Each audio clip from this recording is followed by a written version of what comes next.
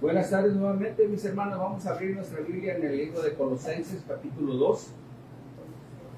Recordemos que estamos viendo esta enseñanza del libro de Colosenses. Al inicio de este capítulo, el apóstol Pablo, el escritor romano de esta carta, continúa hablándole a los miembros de la iglesia de esa región, enseñándoles que se opongan a los falsos maestros, y expone argumentos a favor de la supremacía de Cristo por encima de las filosofías mundanas, los engaños que se llevaban a cabo por medio de tradiciones humanas huecas y vanas. ¿Qué quiere decir esto? Que no sirven para nada, son huecas y no sirven para nada.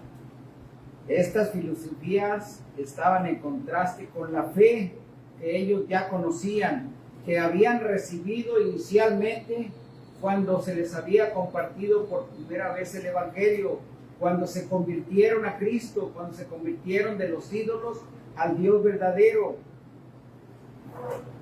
La iglesia estaba siendo tentada a adherirse a otras reglas, a otros ritos, a otras costumbres para estar llenos espiritualmente.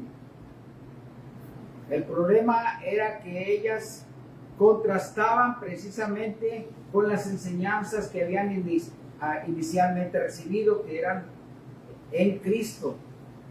Y es por esto que Pablo ya les había dicho en el contexto de los versículos del 8 al 10, les había enseñado que tuvieran mucho cuidado, no permitir el engaño por medio de falsas filosofías y huecas sutilezas.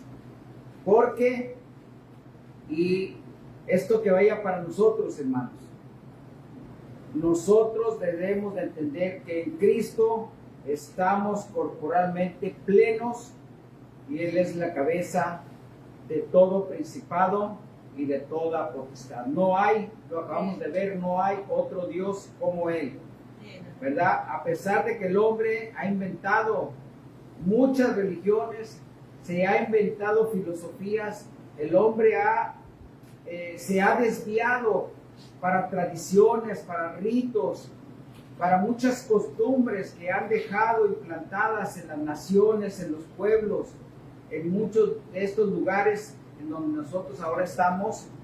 El apóstol Pablo les recomienda, les instruye, les redarguye, los anima a que dejen todas esas falsas costumbres, esas falsas ideologías, todas esas falsas filosofías, ¿verdad?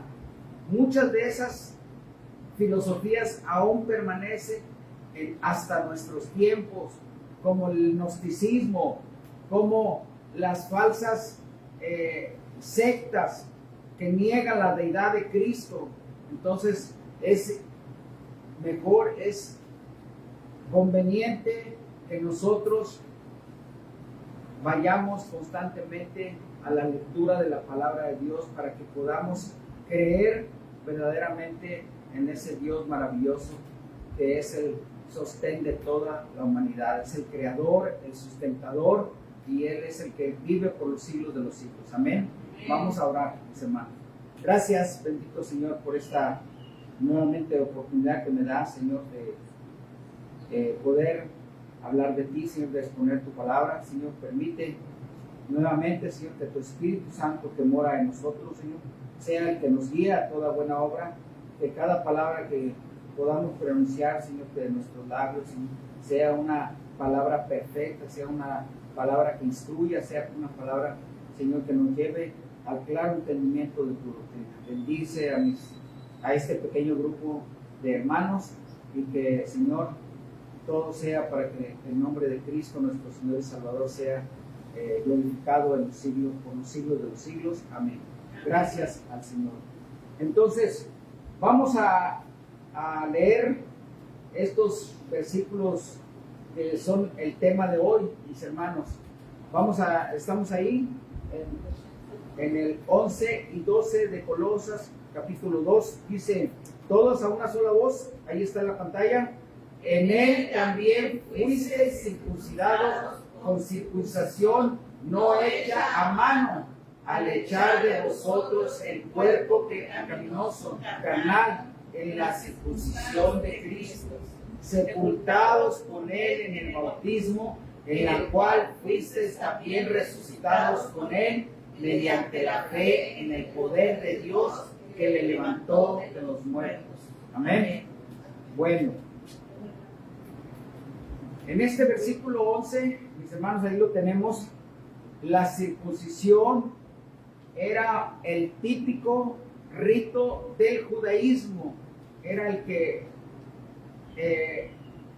este rito era el que diferenciaba al judaísmo de muchas religiones, muchos ritos paganos que había a los alrededores. Todos aquellos judíos de la antigüedad se tenían que circuncidar. Y ya sabemos que la circuncisión es un pequeño corte o cirugía menor en la que se le cortaba un pequeño tramo de carne al niño varón, ¿verdad? Esa pequeña corte, esa cirugía menor o esa circuncisión aún se lleva a cabo en estos tiempos, pero ya no con esos fines con los cuales se llevaba a cabo en aquel entonces. La circuncisión hoy se hace por medios solamente sanitarios, ¿verdad? En aquel entonces vamos a ver cómo es que lo llevaban a cabo estos judíos. Para esa cultura significaba, fíjense bien, significaba la muerte a la carne o quitar la naturaleza mala, corrupta o degenerada de aquel hombre. ¿Nos recuerda algo que le cortaran algo a un varón, a un niño, a un niñito nacido, recién nacido de 8 años, de 8 días de nacido, lo llevaban a cortarle ese pequeño prepucio?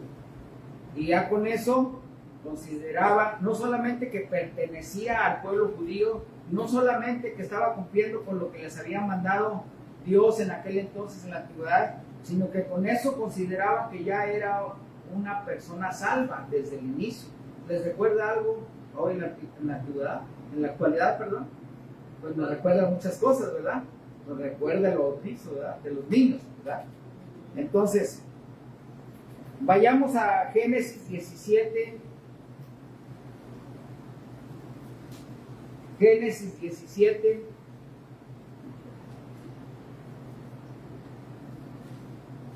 Del 10 y 11.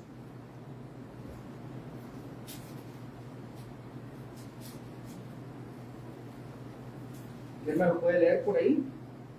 Este es mi pacto que guardaréis entre mí y vosotros y tu descendencia después de ti. Será circuncidado todo varón de entre vosotros. Circuncidaréis pues la carne de vuestro prepucio y será por señal del pacto entre mí y vosotros. Ahí está. Y el 12 todavía dice ahí, y de edad de 8 días será circuncidado todo varón entre vosotros por vuestras generaciones, el nacido en casa y el comprado por dinero a cualquier extranjero que no fuere de su linaje. Entonces ahí está cómo desde el inicio de la creación, ¿verdad?, estaba dado este mandato de que se circuncidaran a cada niño de 8 días de nacido. Pero era como una señal de un pacto que habían hecho el pueblo judío con Dios. Y fue establecido desde la antigüedad, ¿verdad?, entre Dios y Abraham, entre él y su descendencia, de generación en generación. O sea, era un pacto perpetuo, ¿verdad? Y esa señal nos recordaba que ese varón tenía que ser llevado a ese rito a los 8 días de nacido. Más adelante, en el versículo 14 de ese mismo pasaje, también decía que el varón incircunciso, aquel que no cumpliera con ese mandato, el que no hubiere circuncidado la carne de su prepucio, aquella persona será cortada de su pueblo. ¿Por qué? Porque ha violado el pacto. Entonces, para el judío era sumamente importante que los niños a esa tierna edad fueran llevados a la circuncisión para que siguieran perteneciendo al pueblo de Dios. Desafortunadamente, el pueblo judío solo se enfocó en el sentido carnal, es decir, en la parte externa, descuidando el sentido espiritual, ¿verdad? Al tratar de agradar a Dios por medio de ceremonias, rituales religiosos, terminaban diciéndose que había algo en la carne humana que no podía agradar a Dios, y al cortar este pequeño trozo de carne en el prepucio, creían que se cortaba la carne pecadora. Nada podía estar más alejado de la realidad, porque recordemos que un pequeño trozo de carne no os va a quitar el pecado. ¿Ya? Inclusive en el Nuevo Testamento nos dice la palabra del Señor que si nuestra mano nos es ocasión de pecar, córtala, pero aún así, ni cortando la mano, ni siquiera sacándose el ojo, podemos quitar el pecado de nosotros, porque mora dentro de nuestra naturaleza. Así que todas esas rituales eran por demás, no llevaban a cabo ninguna limpieza de la persona del judío. Así que en este versículo 11, el apóstol Pablo hace referencia a una circuncisión espiritual, ¿verdad? ¿Por qué? Porque dice, en él también fuiste circuncidados con circuncisión no hecha a mano. ¿A qué se refiere? No era precisamente cortar algo con la mano, ¿verdad? Esa es la referencia a claramente que cada creyente debemos ser circuncidados en la circuncisión de Cristo. Es decir, solo es posible que aquellos que hemos puesto nuestra fe, nuestra confianza total en Cristo el Redentor, es como podemos llegar a esa salvación. Está bien claro en el Nuevo Testamento que el único Redentor, ninguna obra, lo que estamos estudiando ahora, los primeros rudimentos, estamos entendiendo que ninguna obra humana nos puede salvar. Es por demás. Lo único que nos puede llevar a una vida eterna de salvación es la fe en nuestro Señor Jesucristo. Cuando Jesús murió en la cruz, cada creyente también morimos. Es decir, muere nuestro viejo hombre, nuestra vieja humanidad. Nuestro pecado es quitado, y vamos a ver algunos versículos que nos llevan a esta reflexión. Romanos 11:6, por favor. Romanos 11:6. Es un versículo que lo hemos estado viendo en los días martes en el estudio de Romanos. Romanos 11:6. Lo voy a leer, ahí está. Sabiendo esto, que nuestro viejo hombre fue crucificado juntamente con él, para que el cuerpo del pecado sea destruido, a fin de que nos sirvamos más al pecado. ¿Verdad? Esto habla de una cuestión espiritual, el cuerpo del pecado. ¿Verdad? El viejo hombre, nosotros estuvimos muchas veces en nuestra vieja humanidad, nuestra vieja manera de pensar, hasta que empezamos a llegar a una iglesia y empezamos a conocer por medio de la Biblia, de la palabra correcta, a Cristo. Es cuando nos cae, como dijera ahí alguien, nos cae el 20 y empezamos a entender que ninguna obra nos va a salvar. Pero esto era lo que hacía el judío. Esto lo vimos, que el judío era su rito, el que ellos pensaban que los salvaban. Tenemos otro versículo en Gálatas 2:20.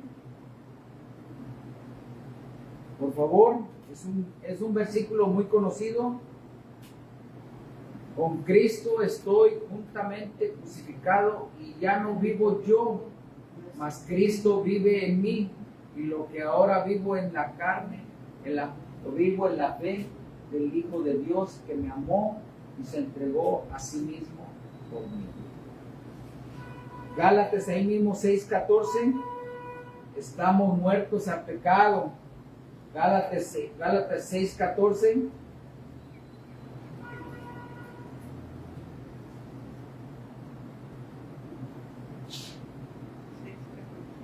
¿Ya está ahí? Véanme, por favor. Pero lejos esté de mí gloriarme, sino en la cruz de nuestro Señor Jesucristo, por quien el mundo me es crucificado a mí y yo al mundo. Estamos muertos al mundo, estamos siendo sacrificados al mundo. Ya recordemos que el mundo es el que nosotros nos movemos en el mundo. Estamos en el mundo, pero ya no debemos de ser del mundo, ¿verdad? Porque ahora tenemos una esperanza gloriosa, que es que un día estaremos en nuestra patria celestial, ¿verdad? Pero como estamos todavía en este cuerpo, estamos en este mundo, estamos con las cosas que nos ofrece el mundo, pues es difícil, nos cuesta trabajo, pero no imposible, porque en Cristo somos más que vencedores. Tenemos que mantenernos cerca de la palabra, tenemos que estar escudriñándola, conociéndola más a Dios, para que de esa forma nuestra fe esté fortalecida y podamos caminar cada día con Él hacia ese término de nuestra salvación. La circuncisión no fue hecha por manos humanas, es decir, el hombre no puede hacerla ni ganarla, ni merecerla, porque la circuncisión espiritual, la circuncisión que nos da Cristo, es espiritual, es interna. Y lo que el judío hacía era algo externo, ¿verdad? Y la obra de Dios es espiritual. Por eso no podemos merecerla, no podemos ganarla, no podemos comprarla, la salvación, porque es un regalo que nos ha dado nuestro Señor. Esta es la única forma de cortar de nosotros el cuerpo pecaminoso, el cuerpo carnal que mora en nosotros. En otras palabras, cuando una persona es salvada, quedamos asociados juntamente, como lo dice Gálatas 20, juntamente con Cristo. Dice, con Cristo estoy juntamente crucificado, y ya no vivo yo, mas Cristo vive en mí, ¿verdad? Gálatas 6:15, por favor, ahí mismo. Porque en Cristo Jesús ni la circuncisión vale nada, ni la incircuncisión, sino que una nueva creación. O sea, es por demás que nos hagamos la circuncisión o que no nos la hagamos. De todos modos, no vale para nada, sino que seamos una nueva creación espiritualmente hablando. todo lo que Cristo nos habló fue metáforas de lo que Él quiere que hagamos espiritualmente, que cambiemos nuestra manera de ser, que lleguemos a un nuevo entendimiento, que esa circuncisión y esos ritos que ahora tenemos en la actualidad, que nos recuerdan al judío, los vayamos desechando, ¿verdad? Y que cuando hagamos ahora las ordenanzas que se están ordenadas en la Biblia, lo hagamos verdaderamente de corazón, creyendo en aquel que hizo la obra redentora. La muerte de Cristo no solamente nos ha quitado el pecado, sino que ha condenado y echado fuera la raíz que lo produce. ¿Qué es lo que produce el pecado en nosotros? ¿Qué es lo que produce? Lo produce la caída desde el inicio de la creación, el pecado, la caída de Adán, ¿verdad? Entonces, por un hombre fuimos hechos pecadores y por un hombre vamos a ser salvados, ¿verdad? Por Cristo. Por eso es que Cristo tuvo que venir a la tierra, encarnarse, derramar su sangre, estar aquí durante 33 años, para que por medio de esa sangre derramada tenía que haber sido hecha por un hombre, ¿verdad? Por medio de él seamos salvados. La circuncisión en la carne fue un símbolo del pueblo judío y mostraba que los nacidos dentro de una familia judía pertenecían a Dios. Los judíos estuvieron atrapados en sus ritos religiosos y tradiciones paganas por muchos años y tenían que seguir con la circuncisión para convertirse en miembros del pueblo de Dios, ¿verdad?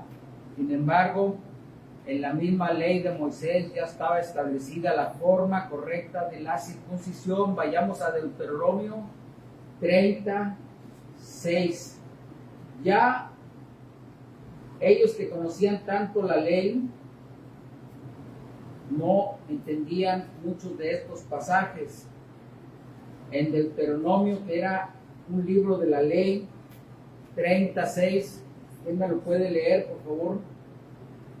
Y circuncidará Jehová tu Dios tu corazón y el corazón de tu descendencia, para que ames a Jehová tu Dios con todo tu corazón y con toda tu alma, a fin de que vivas.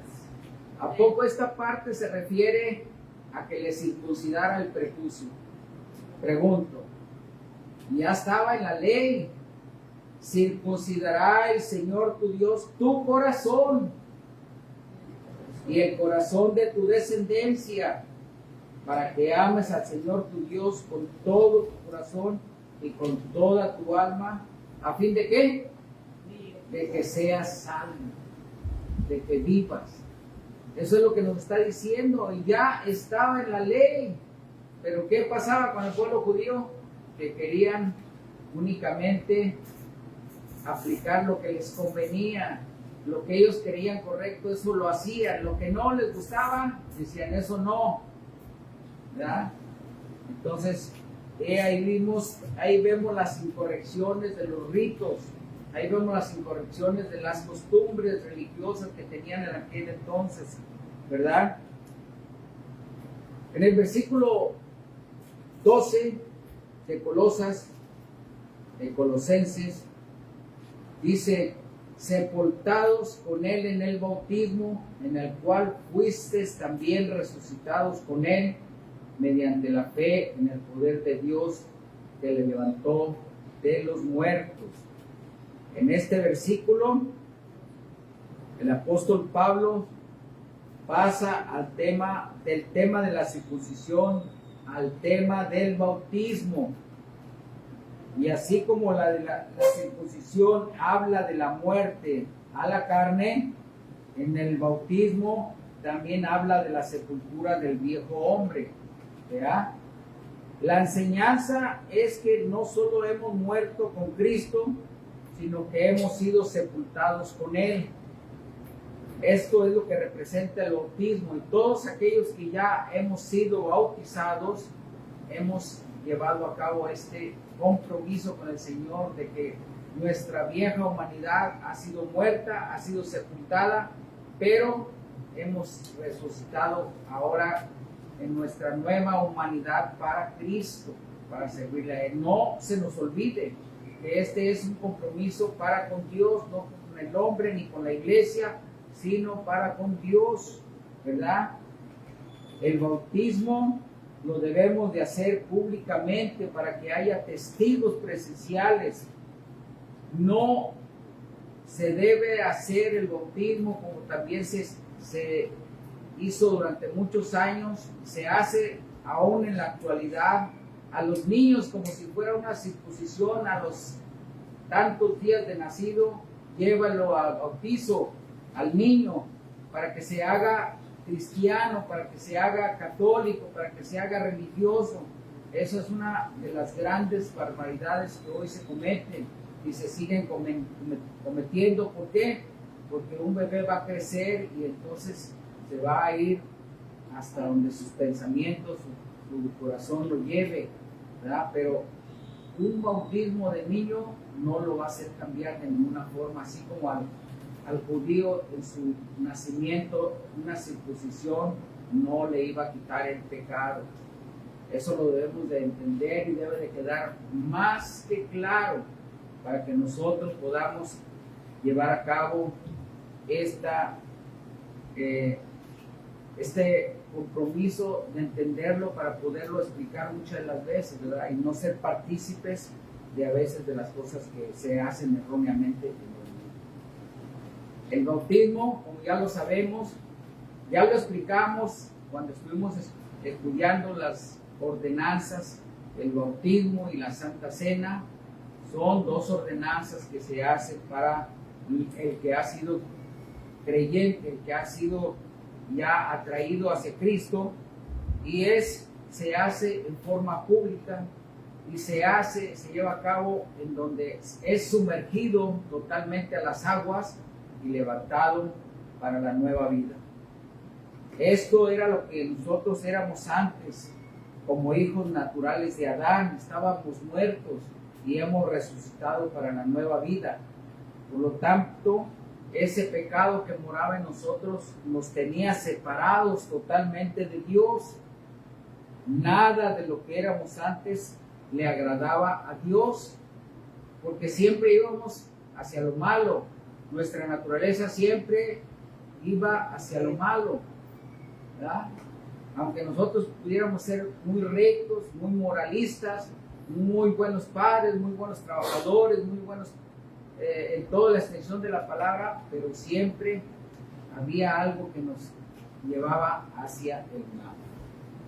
Había una barrera entre nosotros y el Señor, pero todo eso terminó con la sepultura, pues no solamente hemos sido crucificados con Cristo y sepultados con Él, sino que ahora hemos sido resucitados también para andar en una nueva vida. Pero eso lo tenemos que hacer en forma correcta, el bautismo, ¿verdad? Todo esto tiene lugar en el tiempo de la conversión mediante la fe, una fe firme, una fe correcta en el único que vino a redimir nuestros pecados. Es el Dios que levantó a Cristo de los muertos, en el que debemos depositar toda nuestra fe.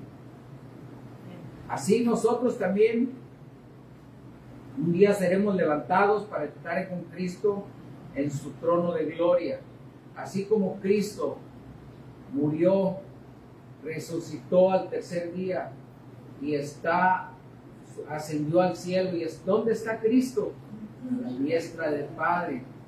Así un día nosotros estaremos con Él, porque Él no es hombre para que mienta, no es una persona que nos haya dejado escrita su palabra y que nos haya echado una mentira.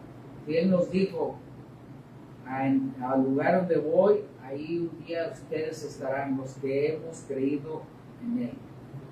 Así que la esencia de estos ritos, el bautismo y la circuncisión, deben de ser tomados correctamente en Cristo, espiritualmente, no como lo hacíamos anteriormente, como lo hacía el judío desde la antigüedad, cortarle a los bebés ese pequeño trozo de carne, y como nosotros durante muchos años pensamos en el bautismo de los niños.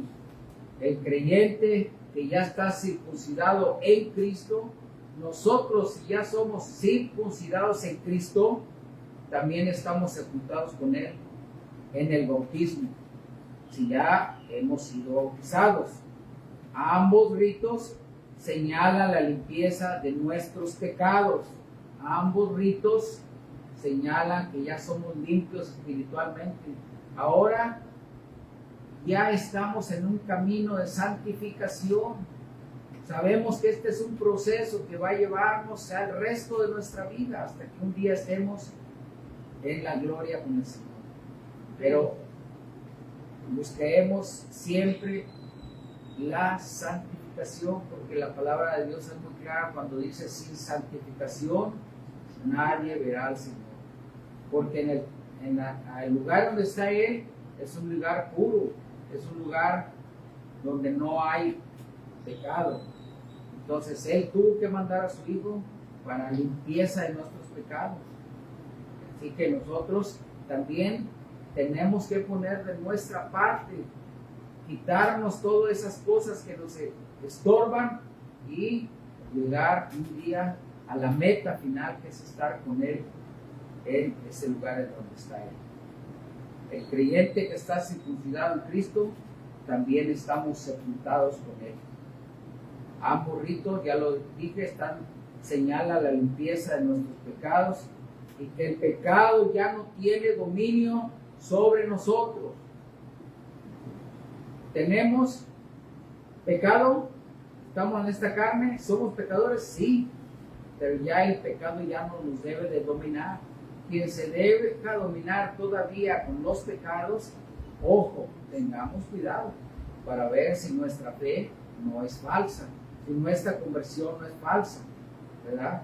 Pero nosotros debemos de entender que el pecado ya no tiene dominio sobre nosotros, ¿verdad? ¿Cristo es suficiente para nosotros? Claro que sí. En Cristo tenemos toda la plenitud del perdón y la justificación. Hemos sido justificados, hemos sido perdonados. No importa el pecado que tengamos, sea chico, sea grande, sea lo más grande. Hay gente en las prisiones que ha cometido viles pecados, sin embargo muchos de ellos se han convertido. Nosotros, en nuestra vieja humanidad, a veces cometimos pecados que nosotros podemos decir que son imperdonables, pero Cristo, la gracia del Señor es suficiente para perdonar cualquier pecado. En Cristo están todos los tesoros de la sabiduría y del conocimiento. Sin embargo, déjenme decirle que muy a menudo buscamos la guía para nuestra vida diaria fuera de Cristo. Cuando nos alejamos de la palabra de Dios, andamos en busca de otras cosas, cosa que es incorrecto. Debemos de estar pegados en la palabra de Dios. Andamos buscando consejos para nuestra vida familiar, para nuestra vida laboral, para nuestro negocio, para nuestra vida social, ¿verdad? Inclusive a veces buscamos el consejo de la última moda en el vestir, dice un teólogo muy conocido. A veces buscamos hasta quien nos aconseje cómo vestir a la última moda, porque siempre estamos tentados a buscar soluciones rápidas a los problemas de nuestra vida cotidiana. Siempre somos tan desesperados que decimos: tengo este problema y ¿quién me lo resuelve? Y queremos que la solución sea rápida, en un momento, en un abrir y cerrar de ojos. Y Dios no cumple caprichos. Tenemos que entender que tenemos un Dios paciente y que Él primero tiene que ver nuestro corazón. Si nos conviene, porque a veces nos da otras cosas que no son lo que nosotros queremos. Pero Dios es sabio. Dios sabe qué es lo que nos conviene. A veces no es algo que nosotros queremos, pero Él sabe por qué nos la da. Si nos diera muchas riquezas, si nos diera muchos carros, si nos diera muchas mansiones, estaríamos con Cristo o nos apartaríamos. Ahorita no estuviéramos aquí, estuviéramos allá disfrutando, ¿verdad? Pero Dios sabe, Dios en su sabiduría, en su gracia, sabe cómo nos da las cosas y en qué momento nos lo da. Es por su voluntad, es por su gracia, ¿verdad? Pero lo más importante es que tenemos una esperanza mucho mayor, que un día estaremos con Él, ¿verdad? ¿Por qué? Porque nuestra vida es corta. Un día estamos aquí y al otro día quién sabe. Así que los problemas de nuestra vida cotidiana, dejémoslos a un lado.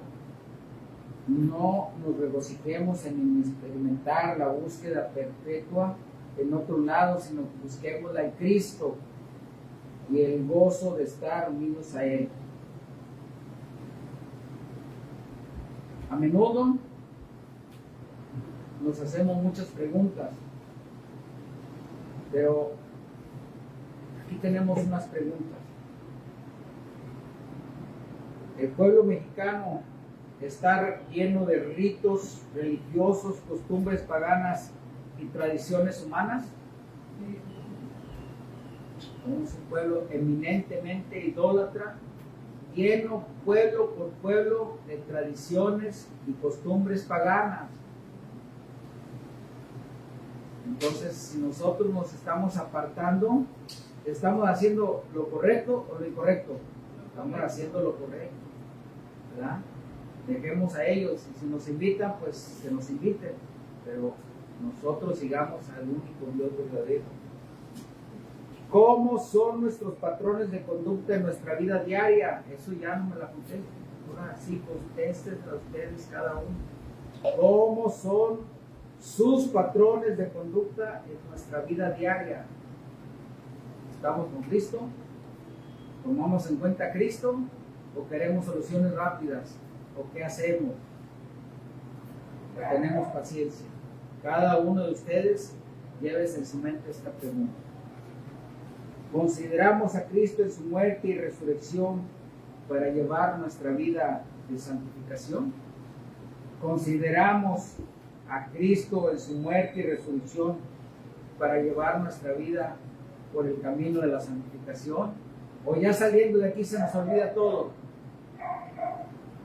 A lo mejor se nos olvida, porque suele suceder. Y la última pregunta es: ¿rechazamos todos los apetitos de la carne y todas las normas que el mundo nos ofrece? ¿Las rechazamos todas o nomás rechazamos unas cuantas? Rechazamos todas.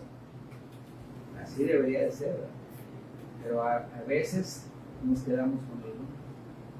¿Por qué? Porque los apetitos de la carne, porque nuestra carne es pecaminosa y el mundo nos ofrece muchas, el mundo nos ofrece muchas tentaciones en las cuales a veces caemos, ¿verdad? Llevémonos estas reflexiones y cada uno de nosotros considerémonos para nuestra vida de santificación, para nuestra vida cristiana. Hermanos, pues los ritos que el mundo nos ofrece son más que evidentes. Los ritos que estábamos acostumbrados a hacer antes y que el pueblo judío hacía, pues ya vimos que no eran correctos, ¿no? Porque a Dios le interesa nuestro corazón, no le interesa nuestra vestimenta, no le interesa cómo nos vemos, no le interesa cómo nos vestimos, No le interesa si venimos en un buen carro, no le interesa. A Él le interesa nuestro corazón. Él quiere nuestro corazón, que todo lo que hagamos, lo hagamos de corazón como para el Señor. Amén. Considerando que Dios es el que hizo toda la obra. Ya lo vimos en la Trinidad, Dios Padre, Dios Hijo, Dios Espíritu Santo. Si es que mora en nosotros, Él nos guiará a toda buena obra. Oremos. Gracias Señor. Le damos a usted las gracias, Señor, por tu gran, maravillosa palabra, Señor. Que ella, Señor, nos siga guiando a toda buena obra. Señor, permita que su palabra more en nosotros, Señor. Que la podamos guardar, Señor, en nuestro corazón. Y que podamos, Señor, entender que usted quiere nuestro corazón. No quiere nuestra belleza física, Señor. Bendiga el resto del día, bendiga a nuestros hermanos, Señor. Que esta semana sirva para acordarnos, Señor, de su gran bondad, de su gran amor, de esa obra grandiosa y maravillosa de su vida. Gracias por nuestra familia en la fe, gracias por este pequeño rebaño y le pedimos todo que sea en el bendito nombre de Cristo, nuestro Señor y Salvador. Amén. Gracias.